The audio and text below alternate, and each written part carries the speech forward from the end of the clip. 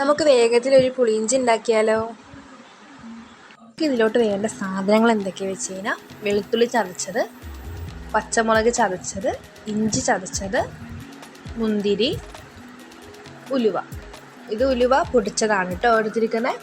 പിന്നെ കറിവേപ്പില, വെല്ലം, കടുക്, നല്ലെണ്ണ, പിന്നെ നമ്മുടെ മെയിനായിട്ടുള്ള പുളി വെള്ളത്തിലാട്ടോ ഇട്ട് വെച്ചിരിക്കുന്നത്. അപ്പോൾ ഞാനിവിടെ മൺചട്ടിയാട്ടോ വെച്ചിരിക്കുന്നത്. മൺചട്ടി ചൂടായ ശേഷം നമുക്ക് നല്ലെണ്ണ ഒഴിക്കാം. നല്ലെണ്ണ ഒഴിക്കണത് എന്തിനാ വെച്ച് കഴിഞ്ഞാൽ ഈ പുളിയിഞ്ചി കേട് വരാതെ ഒരുപാട് കാലം ഇരിക്കാനാട്ടോ നല്ലെണ്ണ ഉപയോഗിക്കുന്നത്. അപ്പോൾ എണ്ണ ചൂടായ ശേഷം നമുക്ക് കടുകിടാം. കടുക് പൊട്ടിയ ശേഷം കറിവേപ്പിലും കൂടി ഇതിൽ ആഡാക്കാം കേട്ടോ. ഇനി നമുക്ക് വേണ്ടത് നമ്മൾ നേരത്തെ മാറ്റി വെച്ച ഇഞ്ചി ചതച്ചതും കൂടി ഇതിൽ ആഡ് ചെയ്യാം കേട്ടോ.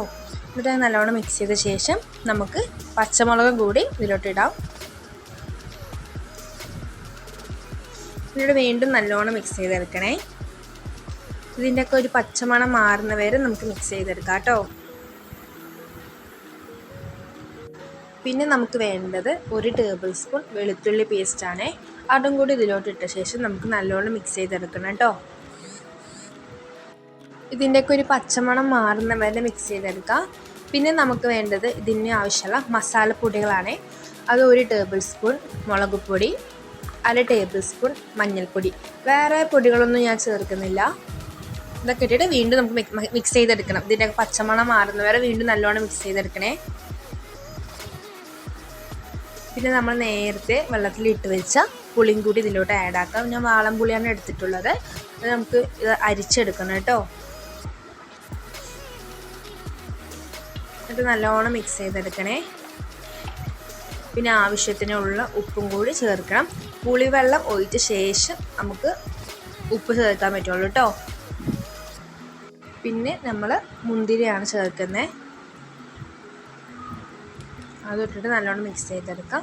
പിന്നെ 3 വെല്ലമാട്ടോ ഞാനിവിടെ എടുത്തിട്ടുള്ളത്. പിന്നെ ഉലുവ പൊടിച്ചതും. ഇതൊക്കെയാണ് നമ്മൾ ലാസ്റ്റായിട്ട് പുളിവെള്ളം വീറ്റിയ ശേഷം നമ്മൾ ചേർക്കേണ്ട സാധനങ്ങൾ.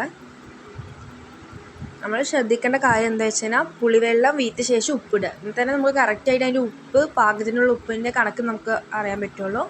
ഇത് നമുക്ക് നല്ലോണം തിളക്കാൻ വെക്കണം കേട്ടോ. നല്ല തിളച്ച് വന്ന് പറഞ്ഞാൽ ഇതൊന്നും കുറുകി കിട്ടണം. ചിലവർ ഇതിൽ അരിപ്പൊടി ചേർക്കാറുണ്ട്. ഞാനിവിടെ അരിപ്പൊടി ചേർക്കുന്നില്ല കേട്ടോ.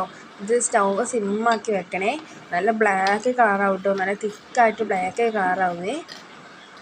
അപ്പോൾ എല്ലാവരും ഇതൊന്ന് ട്രൈ ചെയ്ത് നോക്കണം കേട്ടോ. കുട്ടികൾക്കൊക്കെ ഒരുപാട് ഇഷ്ടമാവുമേ. അപ്പോൾ അടുത്തൊരു ഈസി റെസിപ്പി ആയിട്ട് വീണ്ടും വരാം. നമ്മുടെ ചാനൽ ആദ്യമായിട്ട് കാണണമെന്നുണ്ടെങ്കിൽ സബ്സ്ക്രൈബ് ചെയ്യാനും ലൈക്ക് ചെയ്യാനും ഷെയർ ചെയ്യാനൊന്നും മറക്കല്ലേ.